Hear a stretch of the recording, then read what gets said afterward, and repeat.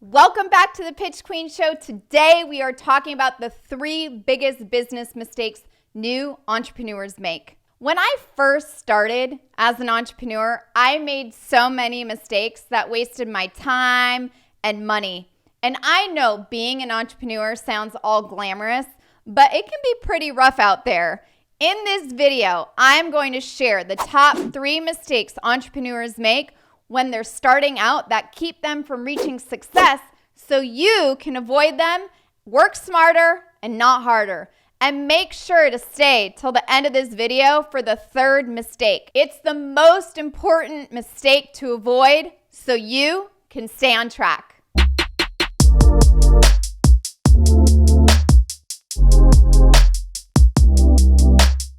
Welcome back to the Pitch Queen Show. This is where I share my best tips on what it takes to increase your sales so you can be the best, most successful entrepreneur that you already are. So I want to talk about mistake number 1 today. Mistake number uno. Number 1 or number uno? What do you guys like, Spanish or English? Put in the comments below. But mistake number 1, taking advice from the wrong people. When you're first starting out, the excitement and the passion can fuel your fire and have you talking to anyone and everyone about what you're doing. And I get it. It sounds like it's a good idea, right? Well, not so much. It's kind of actually wrong. Everyone is going to have an opinion on what you should or shouldn't be doing. It's like that should or shouldn't thing. And one of the most important factors in your success is going to be finding the right mentor or role models. So important. Find the right mentor, find the right role models, and be careful about who you take advice from. And don't listen to anyone who isn't further along on the path than you are. Okay, I want to share a personal story about that because I took a lot of advice from people that were not ahead of me. I took advice from people that were like, I thought were ahead of me, but weren't really. And I'm going to give you an example. So I hired a COO, okay? And I just was really, thinking I was going to get good advice from someone who worked at a competitor of ours. And this is back when I had my company called Fitzy Foods, and it was a fresh prepared meal delivery service. So I did not have a background in food manufacturing. I didn't have a background in USDA. I didn't have a background in manufacturing and wholesaling food. I didn't have a background in a lot of stuff. But when I met him, he shared something with me and I questioned it. And when you question something, that should be a red flag. That mistake cost me many years of other mistakes, a ton of money, and then I had to fire him about 2 or 3 years later. I can't remember how many years later it was, but it was a lot. And it was just like one mistake after the next. So really think about who you hire, because I was thinking I was hiring like a mentor, someone who was ahead of me in this industry. And to be honest, I actually kind of knew more than he did when it came to USDA labeling, how do you have to manufacture products if you're going to wholesale them and retail them in like a retail store if you're making food. Anyway, don't want to get in the techie stuff, but really even due diligence on them, okay? This is another thing I would do, background checks. Any top level executive, any investor, any mentor that you are even going to give equity in your company to or pay a lot of money, and he was making, I don't know, 80, 100, 120,000 a year, whatever. I should have done a background check because, people's true colors come out behind the scenes, and that comes out in background checks. And I have had a fair share of interviews on my podcast, Success Unfiltered, and people have said that you've got to do your due diligence on investors, on mentors, and anyone, especially if you're going to be giving them some equity in your company or any monetary something. But also, I would just check yourself, because if you're going to be getting real advice that might cost you, like me, hundreds of thousands of dollars is how much I've lost, watch your back, okay? All right, let's go into mistake number 2. You cannot treat your business like a hobby. A hobby is not a business. Entrepreneurship, a business, is almost like a lifestyle or an outlook of life. If you treat entrepreneurship like a hobby, your ROI will show for that. ROI means return on investment. If all you want is a side hustle, well then no problem at all.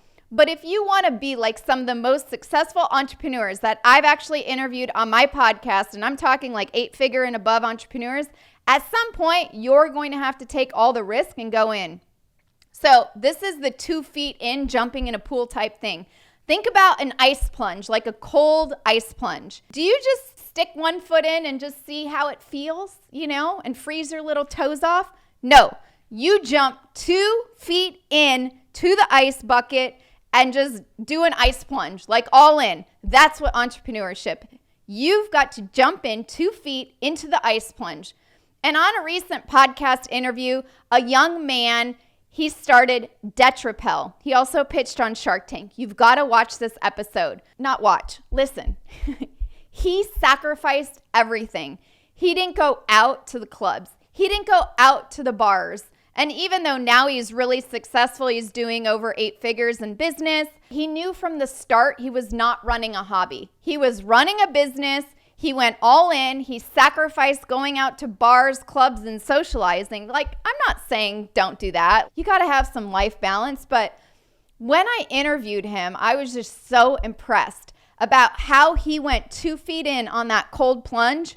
And he's still doing it today, even though he's making millions of dollars. He's not out there partying. He's not out there getting tables at a club. He's not out there taking all his friends to dinner. He is focused on his business, and you know why? Because he has a team. And for him, it was more important to take care of his team and make sure they all got paid, and he would always pay them before he paid himself. That is going 2 feet in on that cold plunge. So make sure to check it out on Success Unfiltered. Very good episode. Now, let's talk about mistake number 3, because this is that one I was talking about earlier that's really, really important. Giving up too soon. Failure is an event.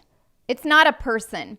There will be bumps in the road. So many people who are just starting out give up or think that they can't do anything or do something at first sight of some sort of challenge. How many of you, comment below, if you've had a challenge and you're like, you put on the brakes, like, uh-oh, what am I going to do? What did I get myself into? Like, if any of those thoughts have gone through your mind, like, put them in the comments below, because you don't let failure or fear really sabotage your chances for success.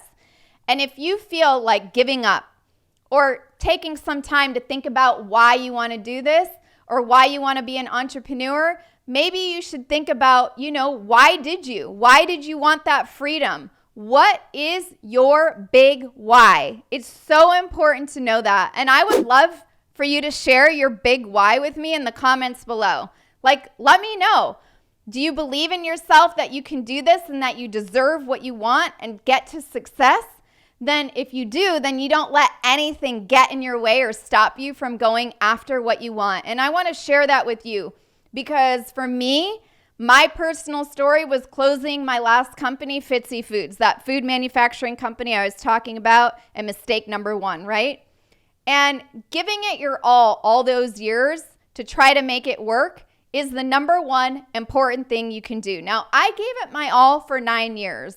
I was like an Energizer bunny. I kept going and I kept going and I kept hitting challenges and I kept hitting roadblocks, and I would still try to figure things out. And I know for you it's the same thing, but here's the difference. I never gave up. I went all the way until my investors told me no more, and I had to stop because without any money I couldn't make payroll and I couldn't pay rent. So I didn't really have another choice.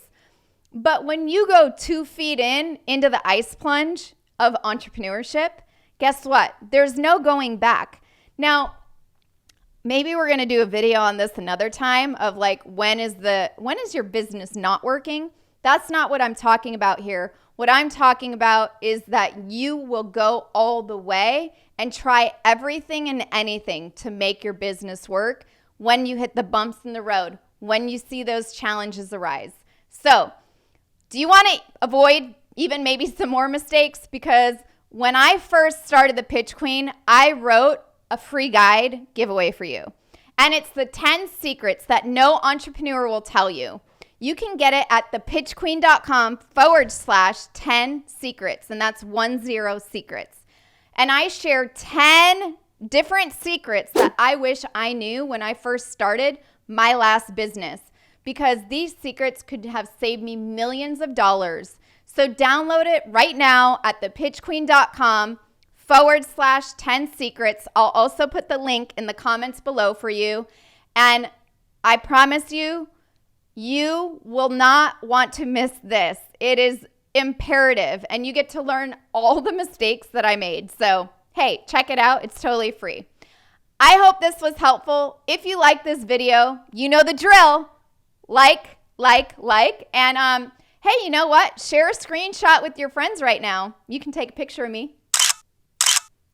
And make sure to hit that subscribe button below and that little bell so you get notified of all my new videos. And if there's a topic that you want to learn more about, or a question that you have as it relates to like being an entrepreneur or what it takes to get past some of those sales challenges, put them in the comments below and I will do a video on that topic in the future. Thank you so much for watching. It was an honor to have you here with me today, and I will see you in the next video.